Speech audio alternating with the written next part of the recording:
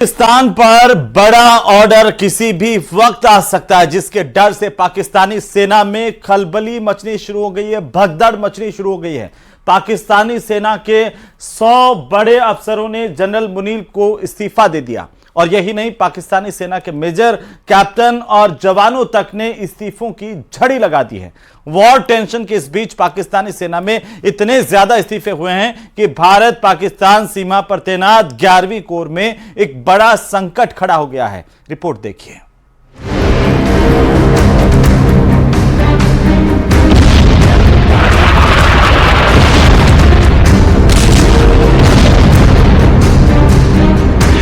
Was our jugular vein? It is our jugular vein. We will not forget it. Well, our forefathers, they thought that we are different from the Hindus in every possible aspect of life. Border पर bunker की सफाई। इस bunker के अंदर जाऊंगा और आपको दिखाऊंगा।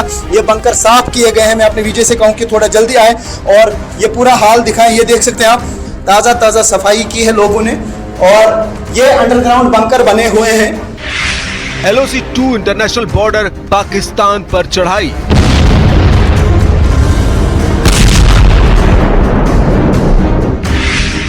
सरहद पार, वॉर टेंशन हाई। इस बार कुछ नहीं, बहुत बड़ा होगा। पाकिस्तान को इसका एहसास है। पाकिस्तान से रुझान आने शुरू हो गए हैं।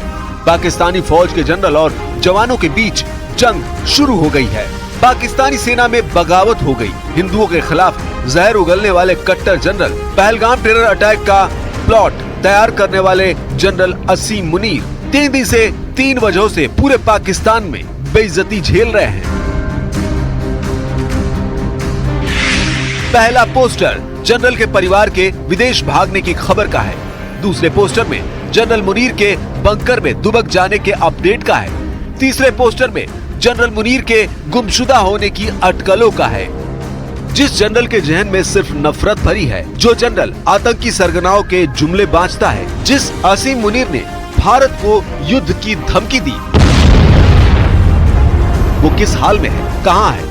क्यों जनरल मुनीर से पाकिस्तानी सेना के बड़े अफसर इस्तीफा मांग रहे हैं? जिस पाकिस्तान में जनरल के खिलाफ पत्ता नहीं खड़कता, उसके खिलाफ सेना में बगावत क्यों बुलंद हो गई है?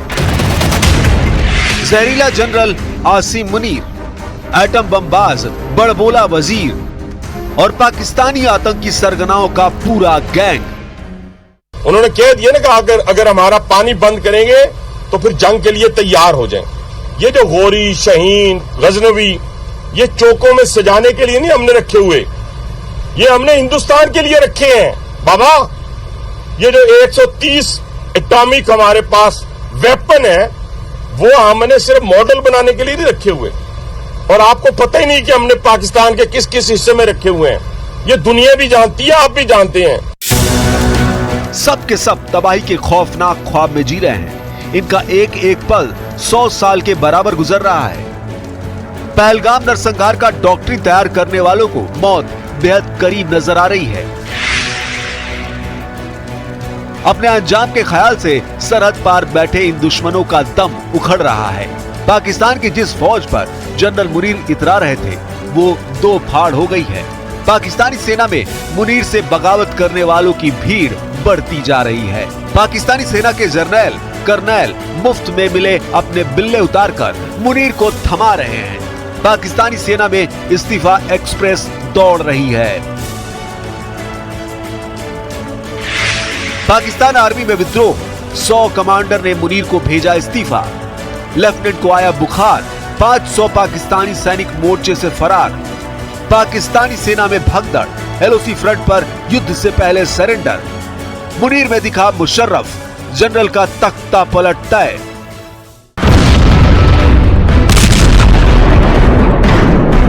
पाकिस्तान के जनरल पहले युद्ध के लिए गुर्रा रहे थे, फिर एटम बम दिखा रहे थे, लेकिन जैसे ही भारत एक्शन में आया, पाकिस्तानी जनरलों की टांगे कांपने लगी। हाय तौबा, पाकिस्तानी सेना के जनरलों से नीचे जितनी रैंक है, उसमें सुनामी की रफ्तार से फैली। डर का आलम यहाँ तक पहुँचा कि पाकिस्तानी प्राइवेट जेट की लैंडिंग न्यू जर्सी और ब्रिटेन में बताई जाने लगी। अपने अपने पूरे खानदान को विदेश रवाना करके भी पाकिस्तानी जनरलों को इत्मीनान नहीं मिला। इसके बाद जनरल आसिम मुनीर की गुमशुदगी की अफवाह पाकिस्तान में फैल गई, जिसकी सफाई खुद प्रधानमंत्री शहबाज शरीफ को देनी पड़ी। ये तस्वीर दिखाकर शहबाज ने कहा कि उनके आर्मी चीफ पाकिस्तान से भागे नहीं हैं। ये ग्रुप फोटो शनिवार 26 अप्रैल की बताई गई। जगह खैबर पख्तूनख्वा की काकुल है, जहां आसिम मुनीर पाकिस्तान सैन्य अकेडमी के कैडेट की पासिंग आउट परेड देखने पहुंचे थे। उनके साथ पीएम शहबाज शरीफ भी थे। काकुल में एबटाबाद के 191 लॉन्ग कोर्स के ग्रेजुएट अधिकारियों के साथ ग्रुप फोटो ली गई। परेड के बाद जनरल मुनीर ने अपना पुराना जहरीला भाषण दोहराया, जिसमें उन्होंने हिंदू मुसलमान राष्ट्र की बारूदी थ्योरी की बुनियाद मजबूत करने की फिजूल कोशिश फिर से की। Well, our forefathers, they thought that we are different from the Hindus in every possible aspect of life. Our religion is different. Our customs are different. Our traditions are different. Our thoughts are different. Our ambitions are different. That was the foundation of the two nation theory that was laid there. That we are two nations. We are not one nation. हालांकि general Asim Munir की तिकड़म उन्हीं पर भारी पड़ गई है। भारत से लड़ाई की धौस जमा रहे जनरल मुनीर का सेना में भारी विरोध शुरू हो गया है। पाकिस्तानी सेना मुख्यालय ने क्वेटा और बलूचिस्तान में तैनात 12वीं कोर सहित दूसरी कोर के सैन्य अधिकारियों और सैनिकों को 11वीं कोर में तुरंत रिपोर्ट करने का आदेश जारी किया था। 11वीं कोर, जिसके commander lieutenant general Umar Ahmed Bukhari हैं, उनको भारत पाक सीमा की सुरक्षा की जिम्मेदारी दी गई है। लेफ्टिनेंट बुखारी साल 2024 से कोर को लीड कर रहे हैं। उन्होंने लेटर लिखकर आसिम मुनीर को ऐसी हकीकत बताई जिससे उनके पैरों तले की जमीन खिसक गई। 26 अप्रैल 2025 को लेफ्टिनेंट बुखारी ने पाकिस्तानी सैनिकों की जांच की तो पता चला कि 100 सैन्य अफसरों और 500 से ज्यादा निचले रैंक के सैनिकों ने अपने इस्तीफे सौंप दिए हैं। युद्ध के खौफ से इस्तीफा देने वालों में पैदल सेना रेजिमेंट, उत्तरी क्षेत्र की पर्वतीय बटालियन और फ्रंट लाइन पर तैनात तोपखाना रेजिमेंट के सैनिक हैं, जिसके चलते 11वीं कोर में सैन्य बल की भारी कमी हो गई है। पाकिस्तानी फौज के भगोड़े सैनिकों ने इस्तीफे की जो वजह गिनाई वो भी चौंकाने वाली है। मुनीर ब्रिगेड के कई सैन्य कमांडरों ने बार बार बदलते आदेश, मानसिक थकान और परिवार पर बढ़ते दबाव की वजह से ड्यूटी से तौबा कर लिया है।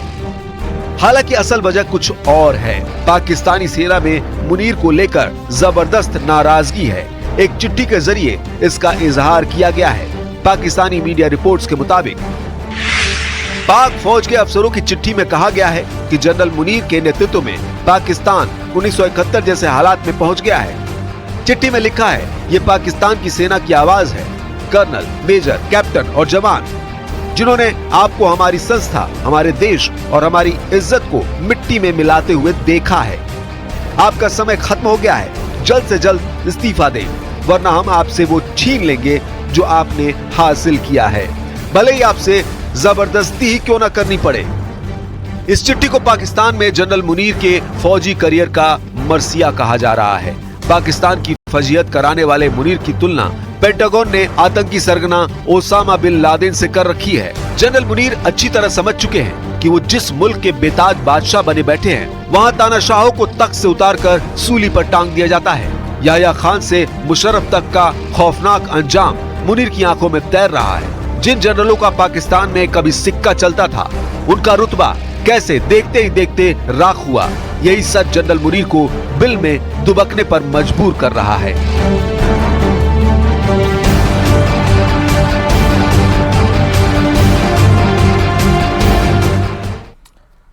और चलिए अब बात करेंगे क्रिकेट के नए वैभव की। जी हां, आईपीएल 2025 का 47वां मैच कई सालों तक याद रखा जाएगा। ये आईपीएल की सबसे खास इनिंग, खास इसलिए क्योंकि इसमें कई रिकॉर्ड्स टूट गए और कई रिकॉर्ड जिसने तोड़े वो कोई और नहीं, 14 साल के वैभव सूर्यवंशी हैं।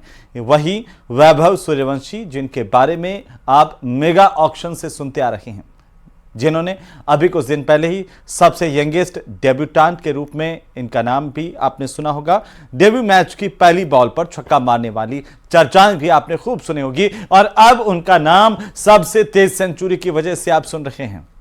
रिपोर्ट देखिए।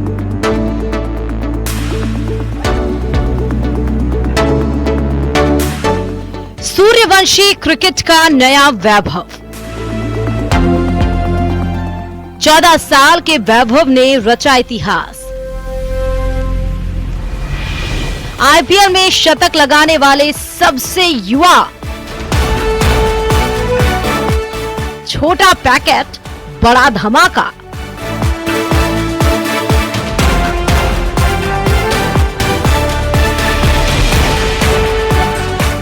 आईपीएल का 47वां मैच कई सालों तक याद रखा जाएगा।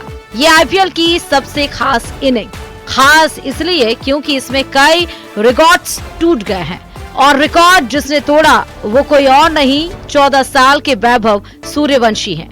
वही वैभव सूर्यवंशी जिनके बारे में आप मेगा ऑक्शन से सुनते आ रहे हैं, जिसने अभी कुछ दिन पहले ही सबसे यंगेस्ट डेब्यूटेंट के रूप में इनका नाम सुना होगा। डेब्यू मैच की पहली बॉल पर छक्का मारने वाली चर्चा भी सुनी होगी और अब उनका नाम सबसे तेज सेंचुरी के कारण सुनेंगे। सोमवार को राजस्थान रॉयल्स और गुजरात टाइटंस के बीच खेले गए वैभव सूर्यवंशी का तूफान देखने को मिला। वैभव सूर्यवंशी ने महज 35 गेंदों में शतक जड़कर इतिहास रच दिया। उनकी इस पारी के दम पर राजस्थान ने गुजरात के 210 रनों के टोटल को महज 16वें ओवर में ही 8 विकेट रहते चेस कर लिया।